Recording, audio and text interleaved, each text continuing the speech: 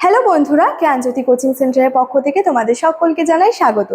আজকের ক্লাসে মূল আলোচনার বিষয় হচ্ছে তোমাদের সিলেবাস নিয়ে, অর্থাৎ তোমরা যারা নর্থ বেঙ্গল ইউনিভার্সিটির অধীনস্থ বিভিন্ন কলেজগুলোতে ফার্স্ট সেমিস্টারে যারা নতুন রয়েছে, যারা ফার্স্ট সেমিস্টারে উঠেছে সবে মাত্র, তাদের জন্য আজকে কিন্তু যে সোশিওলজি যে সিলেবাসটা রয়েছে সেটা নিয়ে মূলত কিন্তু আলোচনা করব। এবং এটা মূলত যে মেজর এবং মাল্টি ডিসিপ্লিনারি যে কোর্স যাদের রয়েছে তাদের কিন্তু উভয়ের ক্ষেত্রেই যে মাইনর অথবা ডিএসসির এই যে সোশিওলজি সিলেবাসটা রয়েছে সেটা নিয়েই কিন্তু মূলত আলোচনা করব। ঠিক আছে? আচ্ছা, এটার মূলত যে বিষয়টা রয়েছে সেটা হচ্ছে যে সমাজতত্ত্বের পরিচিতি। ঠিক আছে?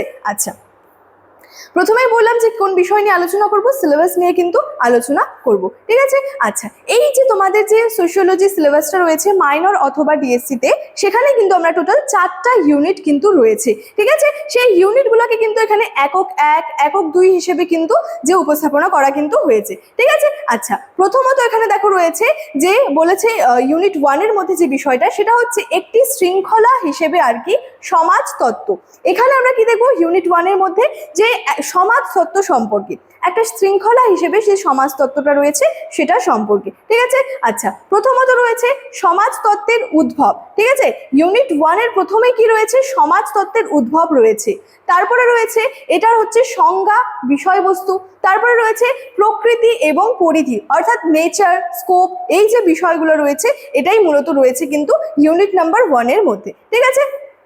আচ্ছা, ইউনিট নাম্বার 2 এর মধ্যে দেখো যে বিষয়গুলো রয়েছে সেটা হচ্ছে যে অন্যান্য সামাজিক বিজ্ঞানের সাথে সম্পর্ক। এখানে প্রথমত যেটা রয়েছে সমাজতত্ত্ব ও নৃতত্ত্ব।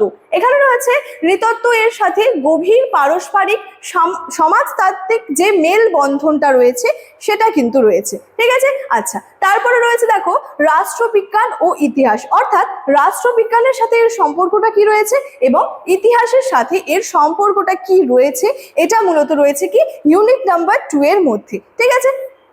আচ্ছা, ইউনিট নাম্বার 3 এর মধ্যে কি রয়েছে দেখো সমাজতাত্ত্বিক যে ধারণাটা রয়েছে সেটা, ধারণা সমূহ যেগুলো রয়েছে, যে সমাজতাত্ত্বিক যে কনসেপ্টসগুলো রয়েছে সেগুলো রয়েছে ইউনিট নাম্বার 3 এর মধ্যে। এখানে আমরা কি সম্পর্কে জানবো, এখানে জানবো সমাজ, সম্প্রদায়, প্রতিষ্ঠান এবং সামাজিক গোষ্ঠী, এই সমস্ত বিষয়গুলো নিয়ে কিন্তু জানবো।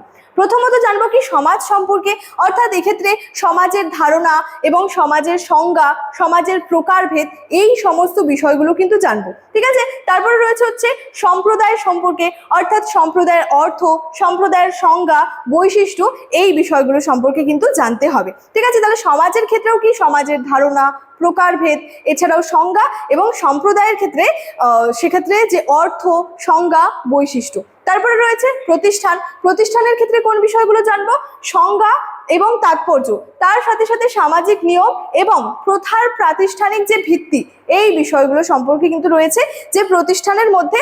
তারপরে রয়েছে লাস্টের দিকে যে সামাজিক গোষ্ঠী সম্পর্কে। ঠিক আছে? এখানে রয়েছে সংজ্ঞা, বৈশিষ্ট্য, প্রকারভেদ এবং গুরুত্ব, অর্থাৎ সামাজিক গোষ্ঠী যেটাকে সোশ্যাল গ্রুপ বলা হয়ে থাকে। তো সেই সোশ্যাল গ্রুপ বা সামাজিক গোষ্ঠীর সংজ্ঞা, বৈশিষ্ট্য, প্রকারভেদ, গুরুত্ব, এই যে বিষয়গুলো রয়েছে এই বিষয়গুলো রয়েছে মূলত ইউনিট নাম্বার 3 এর মধ্যে।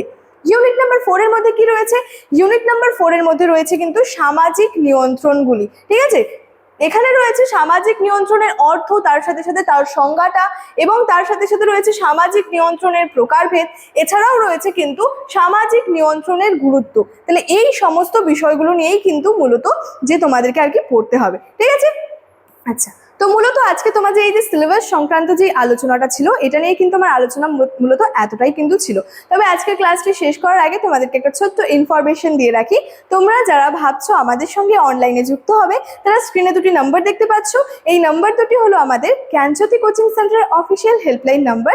যে কোনো একটি নাম্বারে যোগাযোগ করে তোমরা কিন্তু আমাদের সঙ্গে যুক্ত হয়ে যেতে পারো। ঠিক আছে? চলো, আজকের ক্লাসে আলোচনার বিষয় এতটাই ছিল। দেখা হচ্ছে পরবর্তী ক্লাসে। Thank you so much. Thanks for watching.